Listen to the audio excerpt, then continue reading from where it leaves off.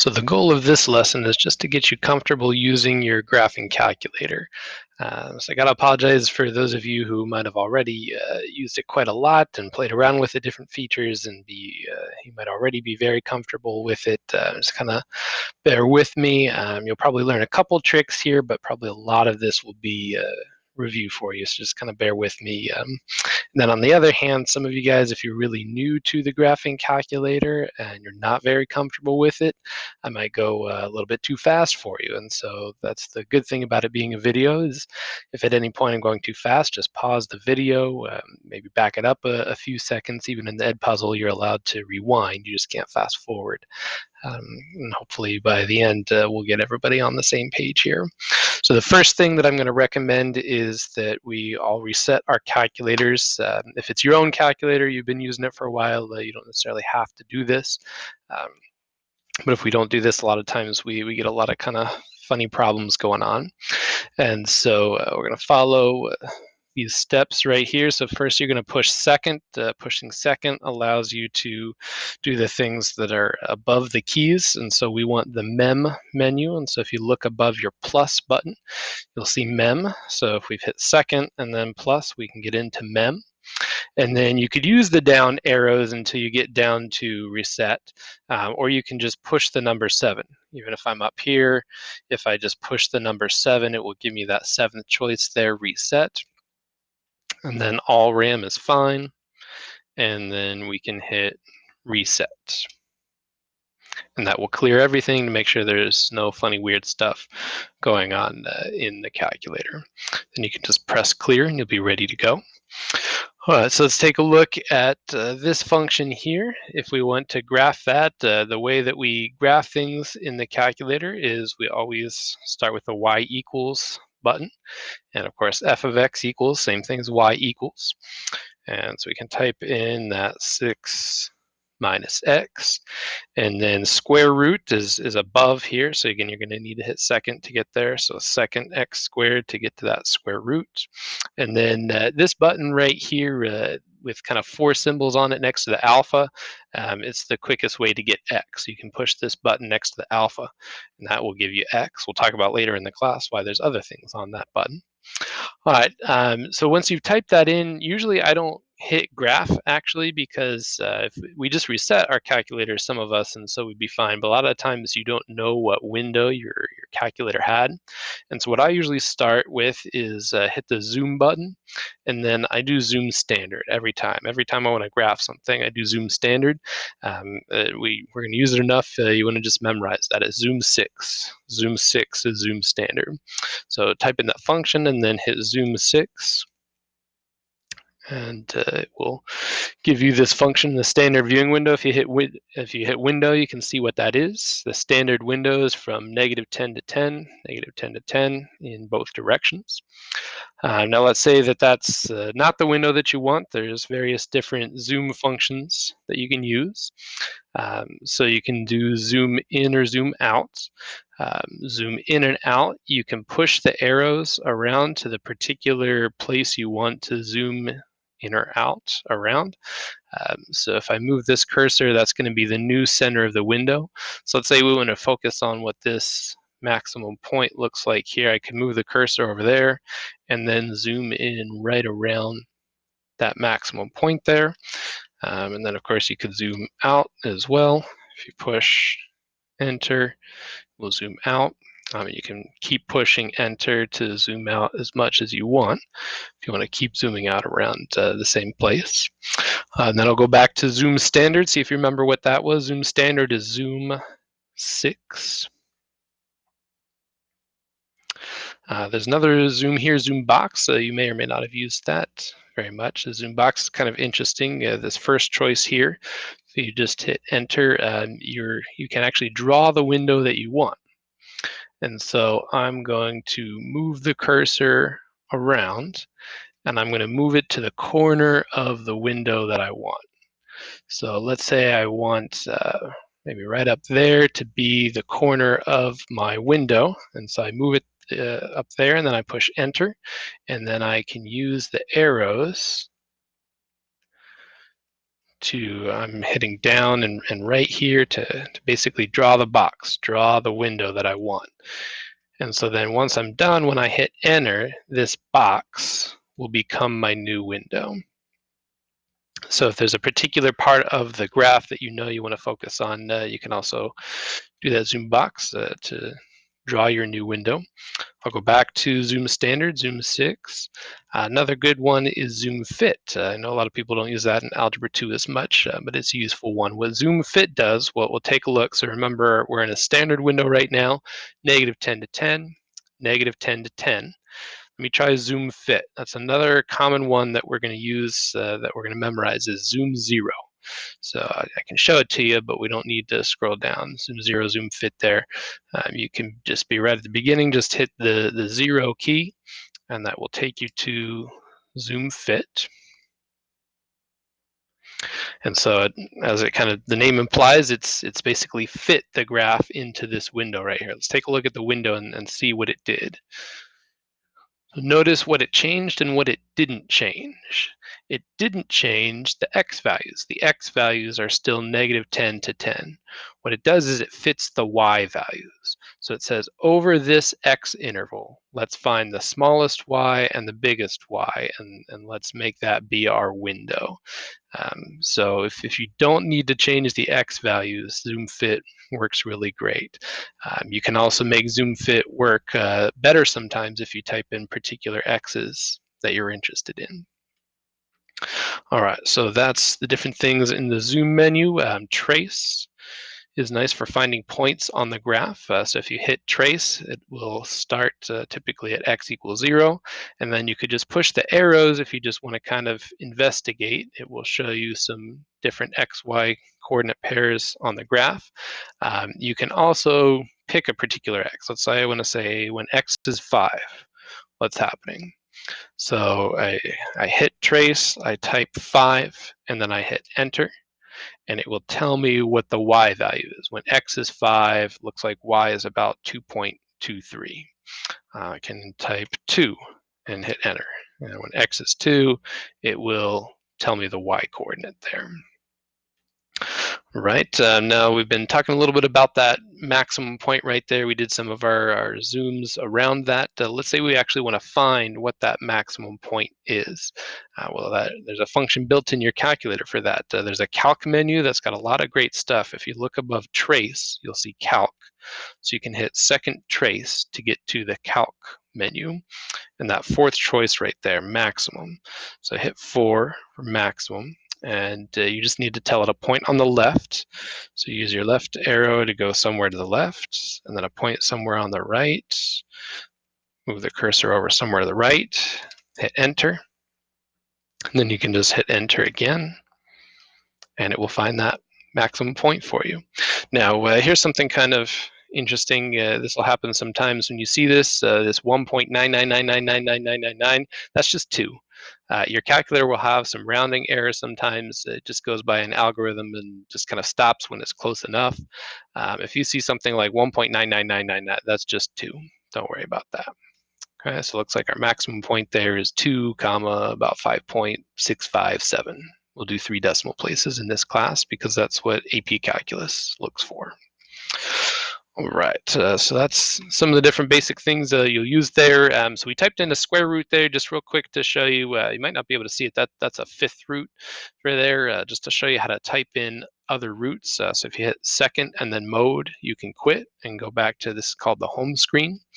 If you go into the math menu, it's got a cube root, has its own special button. If you want other roots, you go down to this 5th choice right there, the xth root. So you can just hit 5 for an xth root, and so you can go up here and put the 5 in there and do the 5th root of 243, and we'll find that it's 3. Okay, let's see. Oh, and I skipped the x and y intercept. Sorry about that. Okay, let's go back to this graph right here. So if we want the x-intercept, hopefully you did a fair amount of this in Algebra 2, finding those points. That was in the calc menu as well. So go back to the calc menu, calc 0. So again, you want a left and a right bound. So where I am right now is fine for a left bound. So I can just go ahead and hit enter. Then for a right bound, you could move the cursor, hit the arrows until you get there. The quicker way though is to type it in. So if you remember, I started with a standard window -10 to 10, so this goes out to 10, so that I could say a right bound was 9. I can just type 9 and hit enter, and then you don't have to guess, just hit enter again. And there we go. We can see that that x-intercept right there is 6, 0. So for x-intercepts, what you want to do is you want to use calc 0. Of course, we could do this one by hand as well. Hopefully you remember how to do that. So the x-intercepts are when y is 0, so we would set this one equal to 0. And then what we've got here is a multiplication problem that equals 0. There's a property for that. There's the zero product property. If two things multiply to 0, then one of them has to be 0. So either that is 0 or this is 0. So our two possibilities here are the x is 6 that we just saw, or x is 0. And then technically intercepts are points, so we should write these as coordinate pairs. So that's an x-intercept when y is 0. If you wanted a y-intercept is when x is 0. Well, we've already seen what to do when you want to find the y value for a particular x. You just use trace. So if I hit trace and I hit 0 and hit enter, it will tell me what that point is. Of course, we'd already seen that before. We already had it as an x-intercept, so we already knew that. But in general, for the y-intercept, you're going to do trace and type x equals 0. Of course, by hand, what you would do is you would do f of 0 and just plug in 0 for x. 6 minus 0 times the square root of 0, anything times 0, you're just going to get 0. And so we get the same thing that our calculator told us. All right, so now let's go ahead and try this function right here. So we've got this absolute value. The quickest way to get to absolute value is if you hit alpha window. On most of these calculators that will bring this up for you, you'll see abs right there for absolute value. If that doesn't do anything for you, some of the calculators aren't updated where that works. You can go to the catalog. If you hit second zero for the catalog, absolute value is the first thing there. All right, so let's type in absolute value of x plus 50. And then again, I always start with zoom 6, zoom standard. Go back to the standard window there. But there's nothing there. If you remember from Algebra 2, some of the graphical shifts, that plus 50 is going to shift it up 50, so it's going to be higher up. So if zoom standard doesn't show you anything, the next thing that I typically try is zoom fit. See if you remember what number that is. Zoom fit is zoom 0. So if I hit zoom 0, there we go, it fits it in nicely. And again, it didn't change the x's. The x's are still -10 to 10. It just made the y's be fit in there perfectly. Now you could also just type in your own window. So this, I'm hitting the window button here to see this. You can type in your own window. So you can say, I want to see this from -50 to 50 for the x's. And then maybe the y's, I want to go from 0 to 100. You could pick your own window, whatever you want. So you could type those in. And then if you type your own window in, that's when you wouldn't want to do any kind of zoom. That's when you would want to hit the graph button. If you just hit the graph button now, then you can see the graph over that window that you picked there. All right, so we've shown you some different ways to play around with a viewing window. Sometimes it does just amount to that, just kind of playing around with it, trying some of those different things until you can get a graph that looks good to you. So why don't you try that on this here? Why don't you go ahead and graph that function there? That we know it'll be at a parabola that opens down, right? That's a quadratic function. But let's try to get a real good view of this. See if you can play around with the different zooms or type some things in the window and see if you can get it to show the x-intercepts, the y-intercepts, and the maximum. One other thing I forgot to mention that you might want to try on this is with Zoom Fit, you can get it to work differently for different x's. So right now, I've got some wasted space at the bottom of that window right there. If I want it to fit it perfectly, now my x's are negative 50 to 50. If I hit zoom 0 again, it will fit it over this window right here. And so now those x's are negative 50 to 50, and it made it be 50 to 100 right there. So sometimes something you might want to do is try typing in different x's and then do zoom fit. If you don't like that, try typing in a different set of x's and then do zoom fit. Sometimes that can be a good way to play around with it. All right, go ahead and give this problem a try. So hopefully you were able to get a good viewing window for that function right there. If not, you can take a look at the YouTube video linked in the Canvas page. Let's take a look at this problem right here. So of course we could do that by hand. We'll look at that in a second. But if we wanted to use our calculator, because sometimes the problems will be a lot messier, we would type those two functions in right there. Type in the y equals x plus 2 and the y equals x squared. And then I was just messing around with my window a lot, so I'm going to start with zoom 6. And so I can see the two different functions, and so of course the solutions are the intersections where they cross. So if you go into your calc menu again, calc is where most of the good stuff is. Do second trace to get to calc, and it's the fifth choice there, finds the intersections. And so the first one, you can just hit enter until it gives you an answer. There we go, negative 1, 1. So it found the intersection over here on the left. So I found the first one. If I want to find this other one, I have to go back to calc intersect, so second trace. The fifth choice there, calc intersect. And now I would need to move the cursor closer, just hit the right arrow, move the cursor closer to the other intersection, and then hit enter until it gives me the answer. So whichever one the cursor is closest to when you're hitting enter is the answer that it will give you. So now we found the other one, 2, 4. Okay. And then just to review quickly how you would do that without a calculator, since they're both equal to y, they have to be equal to each other. And so we could say x plus 2 equals x squared.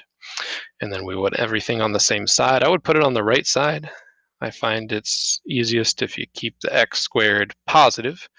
Makes your factoring a little bit easier. Of course, that would be x minus 2 and x plus 1. And so then we've got the zero product property again. This thing still equals 0.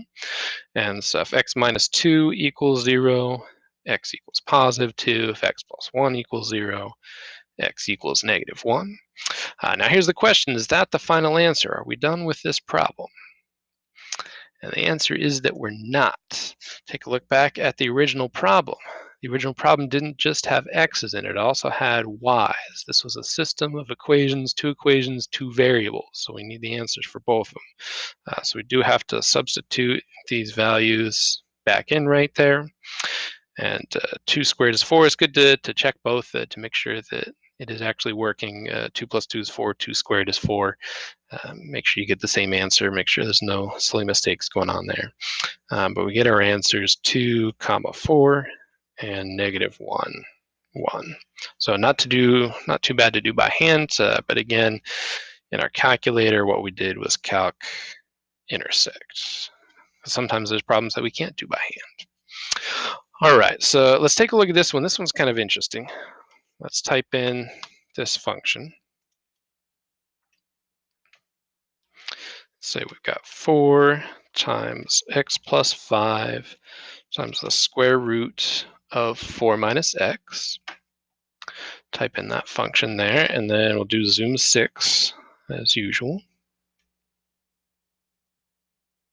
Okay. Not a great graph. Looks like a line, We know it's not a line. We know that does not look like y equals mx plus b. So if zoom 6 doesn't work, what's usually our best second option? The next go to zoom 0, zoom fit. So there we go. Now it's looking a little curvy, looks not like a line, so that's good. Now what's interesting is take a look right here. What's going on there? It kind of looks like it stops in midair. That seems kind of weird. Let's try to trace and see what's going on. Try to hold this a little bit closer so you can see a little bit better.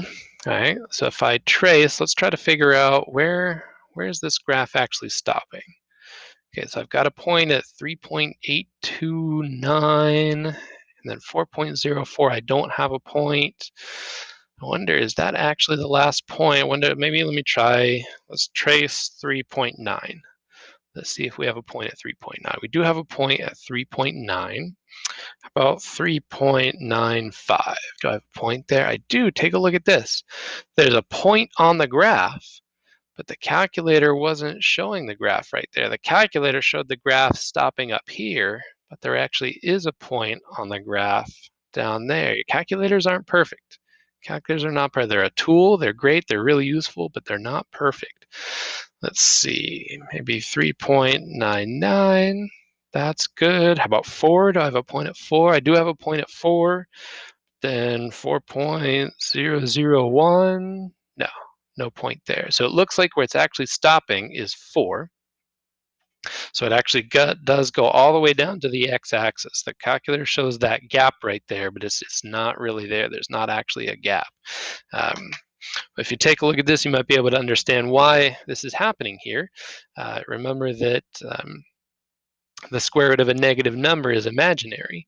Well, if we have x being bigger than 4, we're going to be square rooting a negative. We're going to get imaginary numbers, which don't show up on the graph. So kind of the way I like to think about it is that the calculator just really wants to steer clear of that kind of issue. And so it's like, I'm not even getting close to squaring negatives, so it kind of stops short of it. So just watch out for that. If things don't seem quite right, make sure you use your brain with the calculator. Calculator is just a tool. You still got to think, got to use your brain. Now let's say we wanted to graph this right here. You might remember from geometry that that's a circle.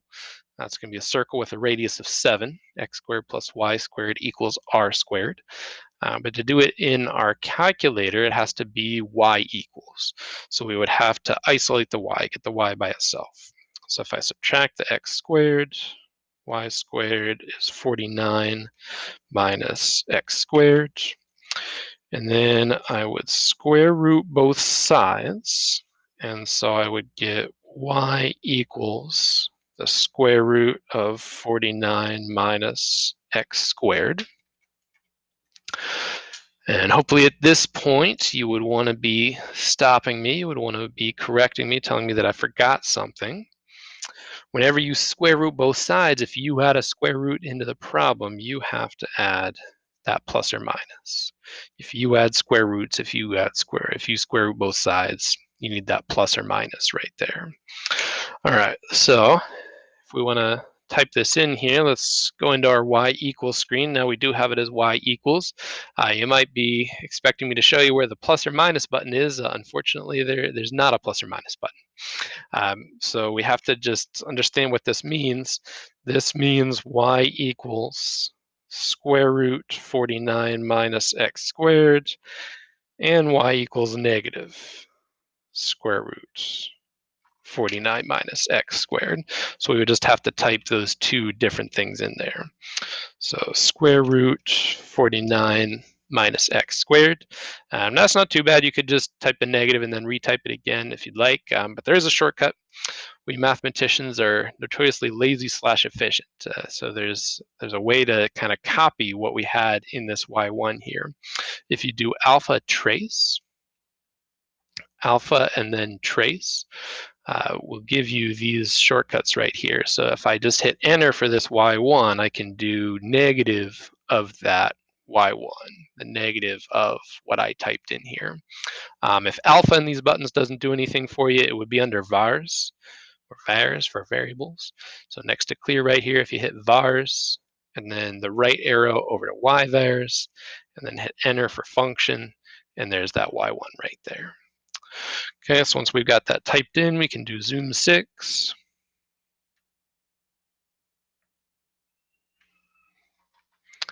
And might look like a couple problems with this here. One thing, again, there's those gaps because we've got those square roots, and so it's stopping short. It's not getting even close to squaring negatives.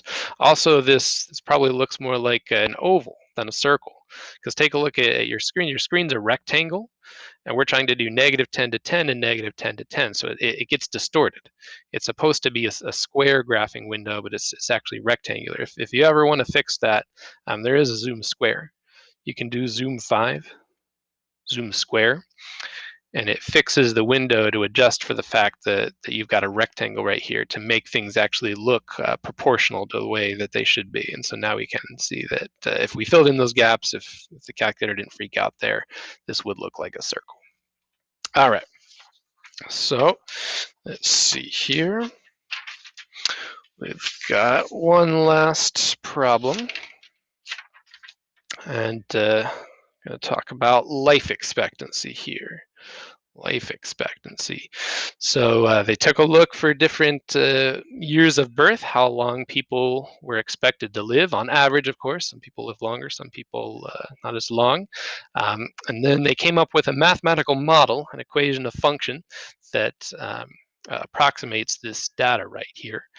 So we're going to look at some things in the calculator with this. I also want you to be thinking, we're going to talk at the end for just a second, what the implications for Social Security are. The fact that, as we can see, this life expectancy has been increasing quite a bit. We'll talk about what that means for Social Security. But right now, let's go ahead and type in this function, this mathematical model. So we'll go in here and we'll type that in. You can type in fractions that look like fractions. If you do alpha y equals, that first choice right there, hit enter for that n over d, and it'll give you a fraction that looks like a fraction. If that didn't come up for you, just make sure you put parentheses around these. Here you'd have to have a parenthesis around the numerator and a parenthesis around the denominator. Now when we type this in the calculator, we always need to have the input, the independent variable, being x. So we're just going to replace that t with x plus 66.93, and then 0.01, we'll replace that with x plus 1. Okay, so we've got that function typed in. And then I'm actually not even going to look at the graph for this one right here. We could if we wanted to, but what we're looking for is just kind of a few discrete numbers, a few specific numbers. We're going to try to compare this model, this equation, with these numbers in this table. Well, it just so happens that your calculator has a table. So if you look above graph, you can hit second to get to table right there. And so right now it's probably just showing you 0, 1, 2, 3, 4, 5, 6. What we want to look at is going every 10 years. Well, you can set up the table to have different numbers in it.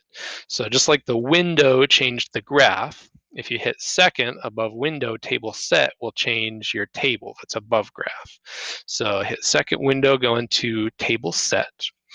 And so they made 0 be 1950. So for 1920, we're going to want to start this at -30.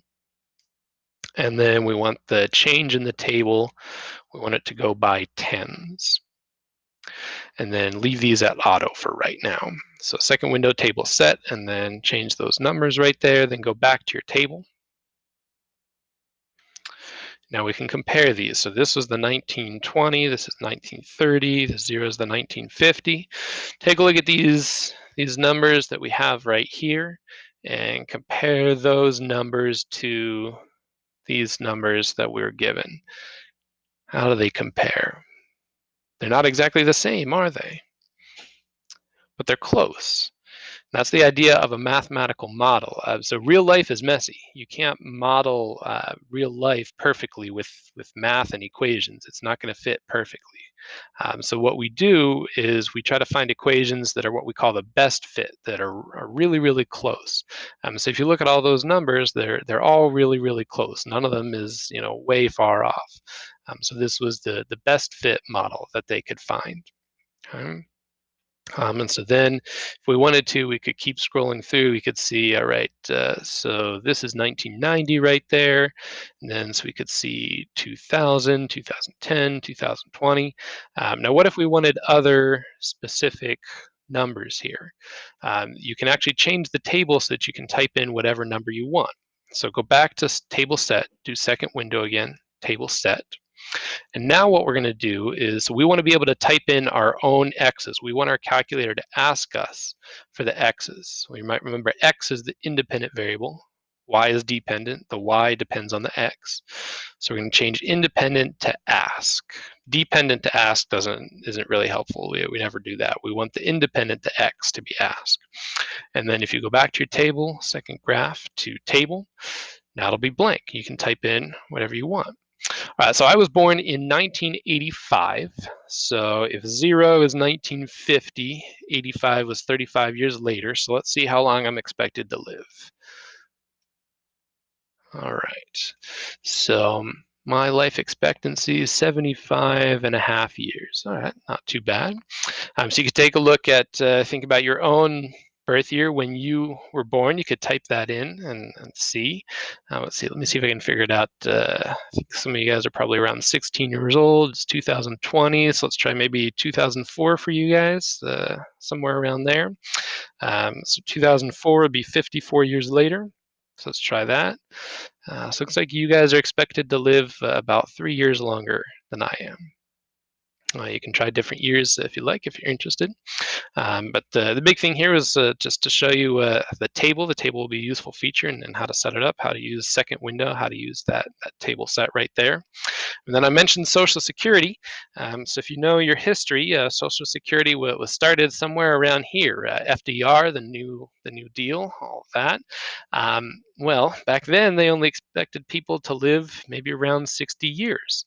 And so that's how they built the program. That's how they designed the program. Well, now people are living, maybe 75 years. So they're living a lot longer. And so that's a lot longer that Social Security has to pay out money. And that's part of why Social Security is losing money, is having trouble. You might have heard some of that in the news, that people talk about problems with Social Security, that it's going to run out of money, or there's going to have to be a lot of cuts in the relatively near future. Well, the thing is, they just didn't have enough mathematicians when they made the law for Social Security. If we had more mathematicians in the government, they could have just built this model, this equation, into the law. And they could have built it in that Social Security would have to gradually adjust over time, that either the retirement age would have to increase, or that contributions would have to increase to match the increased time that they would have to pay out money. So if any of you guys ever go into politics, please use your math skills when you're designing those laws, so that we don't have problems like Social Security not being able to adapt to people starting to live longer.